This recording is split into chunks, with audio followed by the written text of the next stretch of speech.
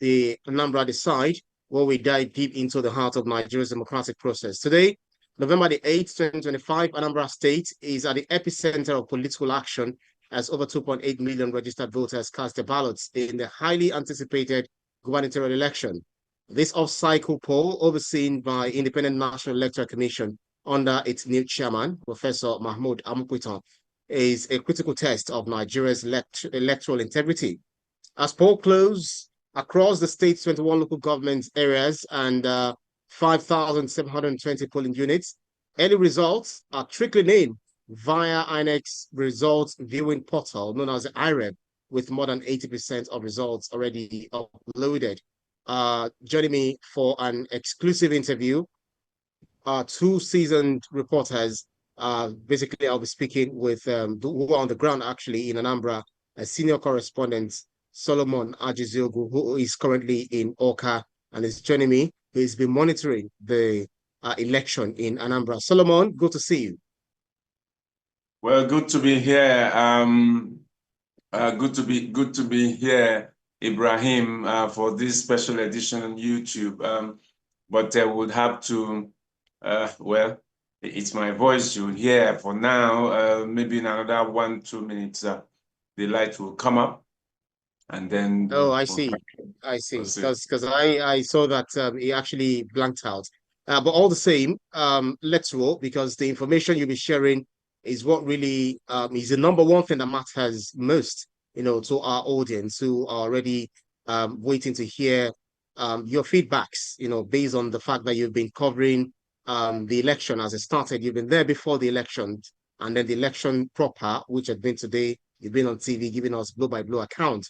But let's start from what you've learned so far.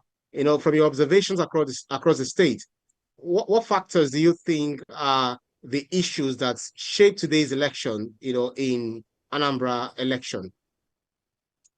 I think that the most important thing seems to be peace, the level of peace. To imagine that a state that sort of bedeviled with security challenges, conflict in some areas of the state, with non-state actors trapping themselves and creating chaos all over the place, and then some disorderliness of some sort.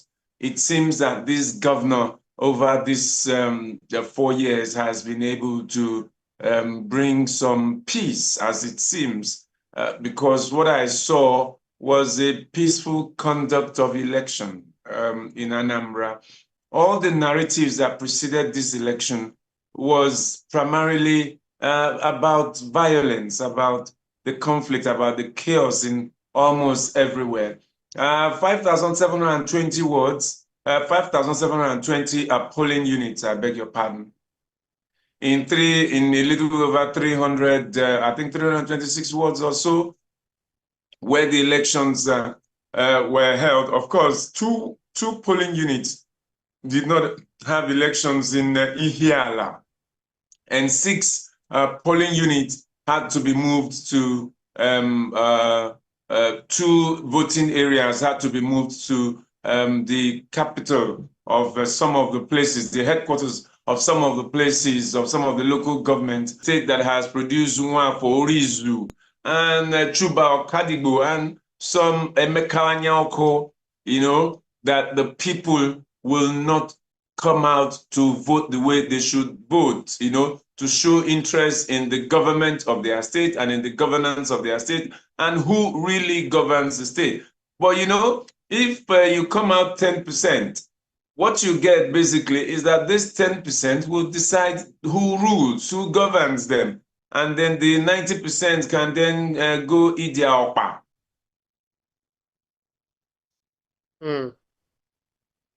Yeah, that's right. Salman? Yeah, I can hear you. The blackout again. Okay. All right, that's fine. We can totally understand, especially where you're lodged, and then the issue of power supply. But it's okay. All the same, Solomon, could you also tell us the turnout of voters, how it was like? Were there large number of people who turned out to vote? Well, so in the Suofia polling unit 002 in Aguata local government, that's a polling unit of the incumbent governor. And, it was like a village meeting. I mean, that's where he votes. And people had expectations. We had the queue with seats for those who have come, and then you have the overflow. 933 registered voters at that particular polling unit, and they really came out. Now, in the end, the beavers malfunctioned, and then a few of the people who were left couldn't vote because, well, the presiding officer tried to get it back on, but then she didn't get it back on. So in the end, it was about almost half of the registered voters in that place were accredited to vote. I think we had 431 or so at that particular polling unit in a place where you had registered voters of 933. And I think that the INEC didn't do well there because there was just one beavers. That beavers overworked because while the voting, the voting materials got there really, really early. Men and materials got to the voting centers early, and the people were waiting, queuing for 8:30 to come so that they could vote. And then they just kept streaming in and streaming in. By the time it was 2:30, people still wanted to come and vote. But the rule says voting ends at 2:30. But then the voting cannot really end at 2:30 if the number of people who got to the polling unit before 2:30 are much, you have to let them vote, and so the presiding officers had to shut the door, had to shut the gates rather, so that not more people could come in, because at that point you have to put the cutoff. But there were still so many people waiting to be attended to. And then they kept going and going and going.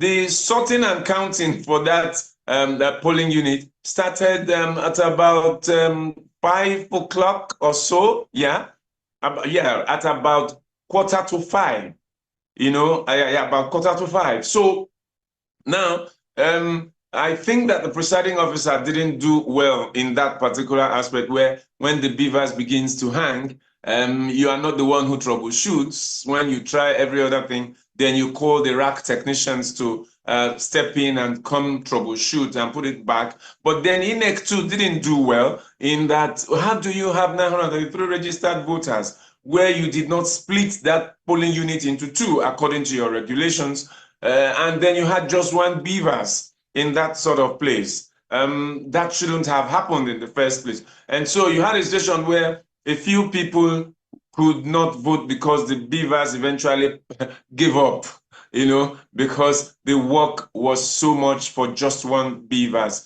And so people could not, that center could not even attain 50% of the registered voters there. In another polling unit, we had that Ekulobia 2 at St. Paul's Catholic Church area, where we had two polling units, I think 003 and 0022. 022 had just, I think, 58 or 65 registered voters, and they are just beside each other. And then the 003 at St. Paul's there had 1,485. Which I don't understand why INEC just couldn't set these things right. And then the voter threshold didn't, we wouldn't say amounted to 50%. At Ezebuagu Square, polling unit, I'm trying to remember that polling unit, 816, only 244 were accredited to vote. So the threshold is a bit low, but it was peaceful, free, and fair. Absolutely. Beautiful insight. You've given us, Solomon Ajizogu. I think we have Mucho Okoro, senior correspondent, who's also joining, on this special digital program. Uche, bring us up to speed with what really transpired today. We saw you just to use Trump words, guns are blazing, right there on the field. Talk to us about what you saw, what you felt on the ground, compared to the build up to the election. Did it actually meet expectations? I would say that the conduct of the election superseded my expectation when it comes to the peaceful conduct of the polls. Now, coming from 2017, for those who have followed the politics of Anambra State and the challenges that they've had security-wise, coming from the last two election cycles, you would understand why there was quite a lot of apprehension in the build up to this election. So I would answer your question from the angle of the peaceful conduct of the election. It absolutely superseded my expectation. I went in battle ready, actually, with my four eyes open, eyes in my front, eyes at my back. Of course, we had our bulletproof. Like you had some guns. We had. Solomon is laughing. We had our bulletproof vest in our trunk, as well as our helmet. So we were hoping for, as they say it now, we're expecting the best and hoping for the worst, something like that, if I put it correctly. But eventually, our worst fears did not materialize. Yes, we've gotten a few reports of some disturbances and pockets of violence here and there, but these things are normal. Out of 100 cases, if there are one or two reports of disturbances, I wouldn't even say crisis, disturbances, I think it is commendable. I think we can say the exercise was peaceful. Before in our preparation, those of us the TVC crew in Anambra State, in Oka here, we had several meetings in the course of our work, and we identified flashpoints. We talked to ourselves and said that these are places that we shouldn't attempt trying to cover the elections. These are places where if you have to go, you have to be extra cautious, extra vigilant, and all of that. But then again, I think that all of that preparation, though it's good to prepare, like they say, who fails to plan has plans to fail. But in all our preparations, one thing was certain, that there was no cause for alarm. A lot of us are back to Oka. I'm back to Oka. I traversed the parts of on Nnewi North and Nnewi South and all of that. I really went through the nooks and crannies of those two local governments. Initially, I was a bit concerned, but by midday, I told my colleague who was driving, I said, I think let's just relax. It seems like we are home and dry. So the election was relatively peaceful. So from that angle, I would commend whoever I was responsible, the security agencies. I know my colleague Solomon Ajijogu has had some very strong words for INEC, but I think in their performances. But let's also commend them for ensuring being able to organize this election in such a way that election day particularly has been peaceful. We are expecting collation has commenced very soon. Attention will shift fully to the State Collation Center at the INEC headquarters here in Oka. Yeah. A little earlier, while I was speaking with Solomon Ajijogu, he made us understand that the incumbent governor who is seeking re-election, that's Charles Soludo, made allegation of votes buying. Even some other candidates and some other people we saw on TV also made similar allegations. Did you also witness something similar to that? Absolutely. Well, that's a trick question. I saw what looks like that. I observed what appears to be that. Let me answer your question that way, so we can all be safe. I absolutely observed what appeared to be so. All right. I will not sit here and say that is what happened, but I certainly observed from my observation. There are a few corners where voters were being taken to. And you don't need to be a rocket scientist to decipher what was happening behind closed doors before those voters reemerge and go to cast their votes. You don't also need to be a professor of political science to understand what was happening when voters are approaching a polling unit, and then you have political party agents quickly approaching them and try and whispering into their ears and what appears to be making promises and on their negotiations, and then they go cast their votes, and the same party agents approach them. So when you see all of that going on, you don't need to be you don't need to be a professor of political science to decipher what was happening. It's simple. It's simple. So talking about the position of candidates on this particular matter, we had an interview with the candidate of Labour Party, who also made the same allegations. According to him, he in his words, paraphrasing his view, he says the election has been monetized. He says he also alleged that it's unfortunate, in quote, that vote buying persists and continues to thrive in Nigerian politics because there is poverty in the land. Okay, that the government has basically, in his words, quoting him now, weaponized poverty, thereby creating the enabling environment for vote buying to thrive. But by and large, they are still hopeful that when the results are declared. I asked him, what are your expectations? And he said, I expect to win. All right, that's the Labour Party candidate. I expect to win. Certainly, you expect that all candidates will definitely win, and then you'll be wondering who is going to definitely sit on, the throne. Let me go to Solomon very quickly, and then the same question definitely will come around to you, Uche. But Solomon, you first. If you look at participation of this election, I guess based on some of the reports that we got, that youth participation has been a very key narrative. With some reports of low turnout among young voters. How do you think, or how engaged have young voters been in the areas you've covered, and what issues like maybe unemployment or infrastructure seem to be resonating most with them? I think that there's a particular characteristic, or rather, maybe characteristic will be such a strong word, maybe a pattern amongst Anambra youths. They are businessmen, they are business-oriented. They are private, they are egalitarian, they do not get too involved with government. Anambra people generally, if you were to use the word self-made people, traders, people who control lots of money, and they feel that it is not government that does that for them. So their republicanism, as it seems, little less government involvement in their matter. And that shows up in the way they live. It seems like a cultural thing. And so the people you see who dominate the polling units are older people, you might want to say tradesmen and artisans, but then the older people, grandmas, mothers, many of them with walking sticks, and these are the people who show a lot more enthusiasm to come to the polling units to make their votes count.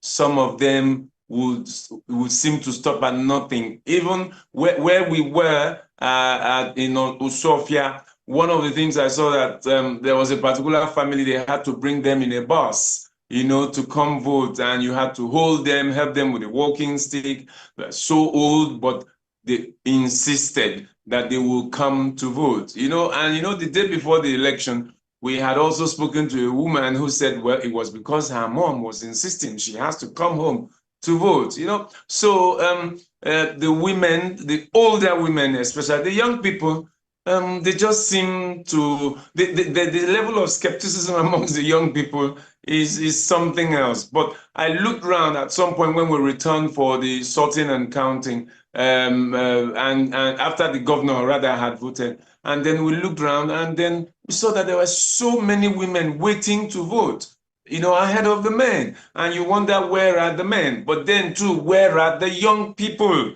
They seem to be nowhere to be found. Interesting stuff. Uche, I do not know whether is the same experience that you also had during your election coverage. I unanimously and unequivocally align myself with Solomon's view. The only part I beg to differ is the fact that this is not peculiar to Anambra State. Okay, I've covered elections and covered elections and covered elections, and this is exactly the same pattern that we see. the voters, the people you see, INEC would come out with statistics to show that majority of the names on the voters registers are young people.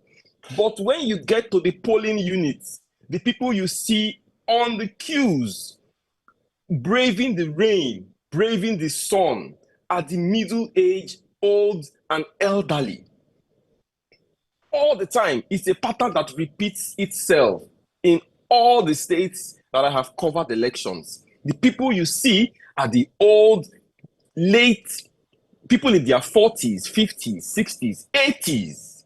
Those are the people you see behind the queues. However, the polling units, the environs of the polling units is populated by these young people, but they are not voting, okay? They are just there to occupy space.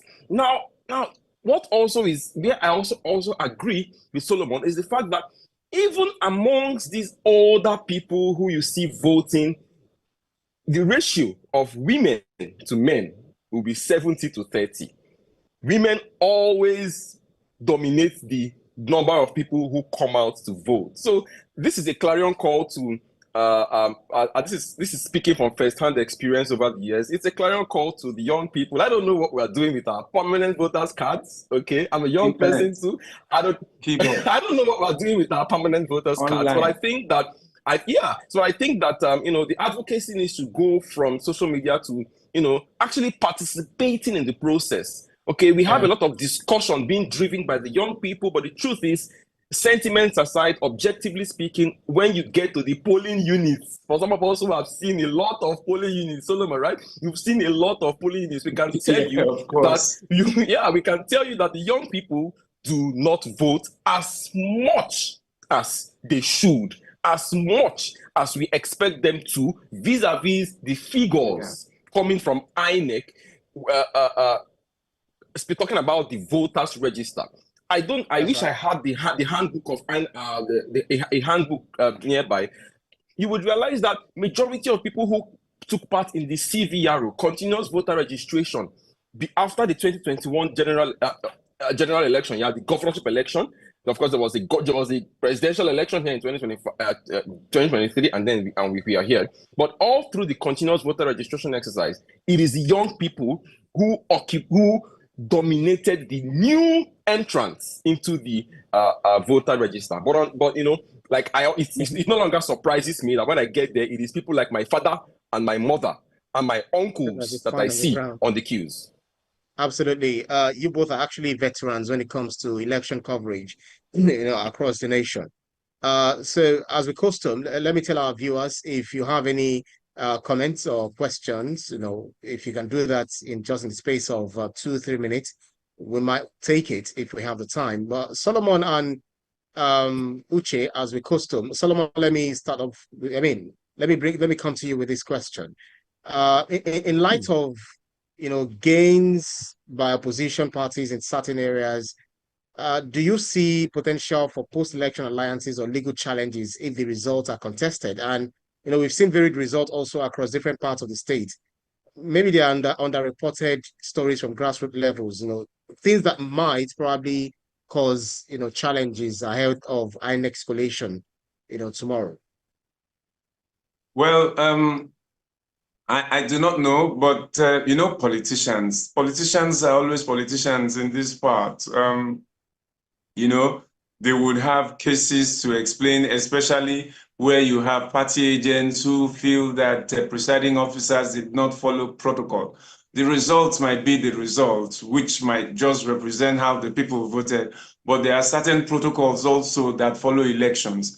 And I observed some of those somewhere. So I wouldn't be surprised when the parties begin to lodge such complaints and begin to, go to the courts. I mean, they do that all the time. 2.8 million people registered to vote in Anambra, a rise of 10.5% from the last time, from 2023, which was 2.5. You see that this new addition, about 160-something thousand, and you expect that at least from ages 18 to 35, you have 40%. That's 40% of the people, but you won't see them. But we'll see how it turns out. Interesting, actually. And we'll see whether the courts will get busy. After every election, the courts get busy. Lawyers make money. They have to make money because politicians will sue. Yeah. You're absolutely right. Chukudi Okonkwo says, Abga has delivered roads and schools in my village. Soludo deserves another term. No shifting here. Adora Eze says, I used to vote Abga, but the market women are angry about taxes. APC is gaining ground fast. It remains to be seen what it's going to look like. Emeka Nwosu says, government in Ihiala scattered voters by 10 a.m. INEC should have deployed more security. Chioma Igwe, my polling unit in Inewi was calm all day. Stop exaggerating. One bad area doesn't mean the whole state. That's Chioma responding to Umosu there.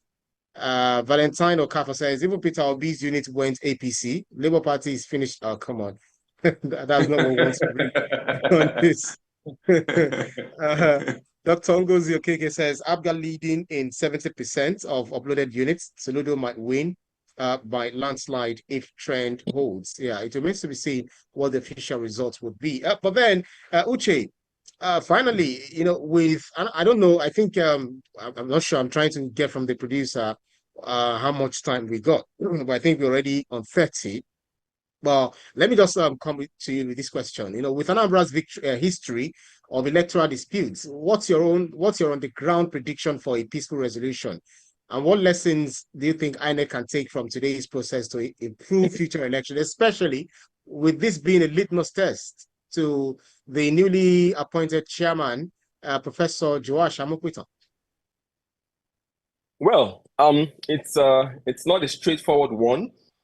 I think the major areas that I foresee where dissatisfied candidates might hang on to for litigation will be on the subject matter of number of accredited voters versus number of registered voters.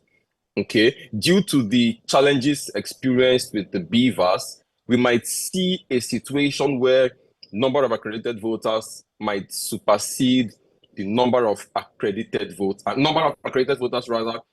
number of total votes cast in certain polling units might exceed the number of registered voters in that particular polling unit as a result of the challenges and delays experienced with the accreditation process. That's one area where it is possible that some candidates might hang on to. I don't know how possible it would be to prove cases like vote buying. I don't know how possible it to be. Issues of voter apathy are not grounds for challenge. It can be difficult to prove these issues of vote buying because as it stands now, I'm not aware that any arrests have been made. I lost the second part of your question. If you'd like to come again, please. Yeah, I'm saying a piece of advice, to the INEC. Maybe a piece of advice, probably based on what you observe, how this is going to look like as a litmus test for the newly appointed chairman. It remains on the issue of the technology. We know that tech is basically leading the world right now, ruling the world right now. So I think that the INEC, the challenge or the task ahead or before INEC right now is simple. They need to improve their technology. Upload the IREV, the beavers, whatever. But the commission needs to further deepen its relationship with tech and improve on their systems. Secondly, I would also recommend to INEC that they've done well on the issue of deployment of men and materials, logistics, early start, early arrival, and early start of election. That is something we want to see them improve upon in subsequent elections in the country. Reverend Father Emmanuel Keke says, praying for peace, Anambra must not burn because of ambition. And then we also have David Umar says, APC and Labour Party aligning, never. They'll fight in courts, not boardrooms. Okay. We also have Ikechukwu Onya saying, Anambra sets the tone. If this election is clean, 2027 will be better nationwide. We hope so. And Tune Balogun says, NYC members rejected bribes. that's the real youth story. Integrity still exists. I think I saw a comment of someone. Okay, Obina Ude said, I saw a party agent giving 5,000 naira per vote behind the school in Onitsha. Everyone knows who. Well, you also are probably taking the picture, maybe just steal their visuals and then you put it on social media. That's also playing your own role as a citizen. Okay, Solomon, final word from you. This is a litmus test for the chairman of INEC. Come 2027, will we still have election? I think in 2026. That's Osun and Ekiti. And Ekiti, yeah. So on the logistics, the early arrival, like Uche said, of men and materials to the voting centers, I will score him an almost 100%. I will score the new chairman almost 100%. That was fantastic. It was obvious. Done. Yes, but then I think that INEC needs to follow its own rules about partitioning polling units that are too big to be managed. 1,485 voters, registered voters in one polling unit is too much and it's too massive. And then to deploy just one beavers at the polling unit of 933 people registered to vote, I think that's abysmal. If INEC had followed its own guidelines, its own modus of operation, there will be two beavers in that place, and then the situation that arose rather, in Usofia wouldn't have happened, where the beavers were so overworked that it seemed to break down, and then the last set of people, maybe about 10 or 20 of them, could not cast their ballot, and they were so unhappy about that. So, and the same thing, you had a situation where 1,485 in a particular polling unit, and beside it, you have a polling unit of 65. I don't understand how that happens in another polling unit of 816, and then another less than 100 a polling unit. And they are just beside each other. I don't know how INEC arrived at that, when they could have just split the ones with 800, the ones with 1,400, the ones with 1,000. And I mean, it's amazing. I think that they just need to follow their rule, split those polling units, and then provide, and when you are not splitting them, then provide two beavers that will make, things go faster, quicker, and allow everybody to vote, and the beavers is not overworked. I understand that we can still steal, or probably I want to steal like 1 minute each for both of you. Looking at the issue of militarization of our elections. I understand over 80%. I mean, over 80,000 of the security officials personnel were seconded to or deployed to for this election. What say you both, to this? Could it be as a result of that we had relatively peaceful election, or it's just that everyone comported themselves without the security personnel, winning the big stick?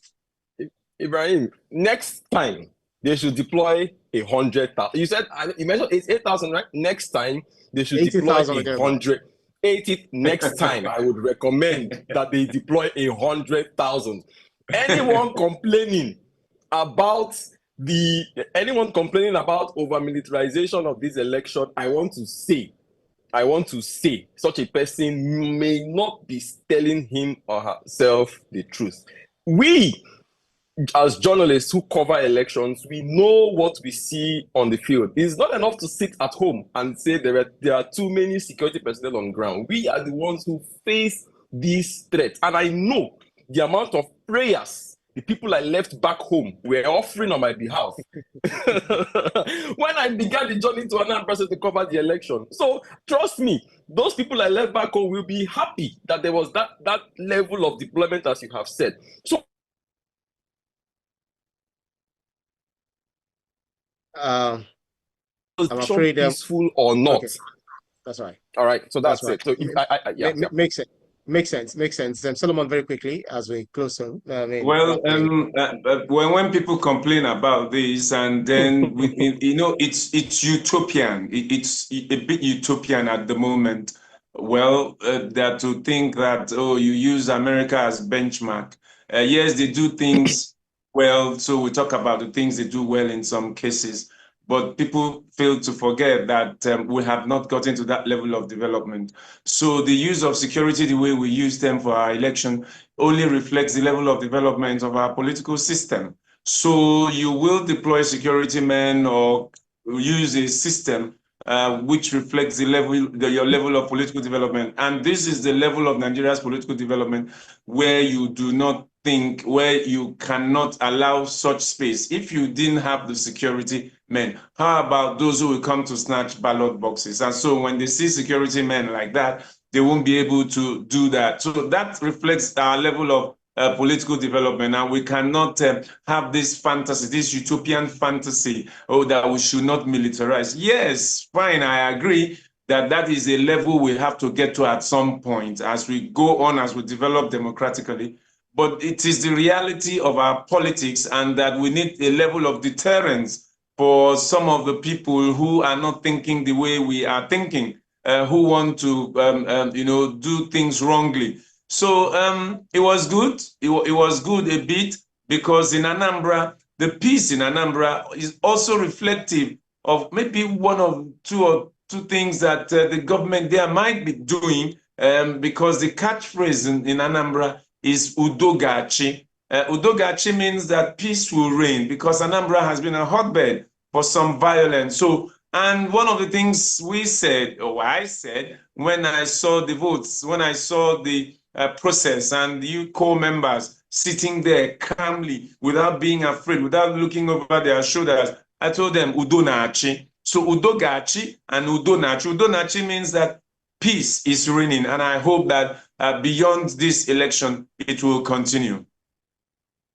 Wow. I wish I can actually say what you just said now. Udogachi. Udogachi. Come and pay Udogachi. us. We'll give you a little bit of schooling. All right, just November salary is coming. Just a little. No problems at all. All right, let me just wrap up with this. I'm hoping for a time in our country when we will no longer be dealing with off-cycle elections. I don't know what can be done, what the government or the electoral umpires need to do, but I think that's not a possible. time will come. A time might come when 80 to 80% of our elections in this country might go off-cycle. But I think that's good, so that we are not doing all the elections at once. In the US, all the elections are not done at once. In a lot of countries, all the elections are not done at once. So it also affords us opportunity. There you go, Solomon, again. That was that word, utopia. Yeah, there you are again comparing. No, it's not utopian. You see, okay. So if we had not had this off-cycle, if we had not had this off-cycle, the new INEC chairman will not have guinea pigs to work, and we will not be able to deploy this amount of security to keep the peace and have a free and fair elections. Well, yeah, I guess that's a discussion for another day. It costs financial money. Implications. It costs exactly. It costs money. It costs a whole lot. Logistics for that to be done, Solomon, if that has to be done, because some are actually advocating that we all realign all other off-cycle states, the elections done in other states. So I am in total have the elections done once and for all. Well, it's an ongoing debate, and then we see what happens. You want to create I'll problems. vote for that. Solomon, I'll vote for that. You want to create problems. All right, then. Thank you. I've got to go. That's all for tonight's election spotlight. Talk about Anambra Decide. Anambra has actually spoken. We'll see what happens tomorrow. Now the world watches, the count. Thank you to our reporters, our correspondents, Solomon Adiziogu and Uche Okoro, our senior, correspondents all together, joining me all the way from Oka, who have been monitoring, the elections today. That's not the last you hear of them today. Most definitely we'll still keep close tabs with them as the votes are counts. Official collation opens tomorrow. Many thanks, guys. Thank you for having me. Thank you, Ibrahim. Absolutely. Stay tuned for live updates as results are collated. Democracy in Action Bye-bye.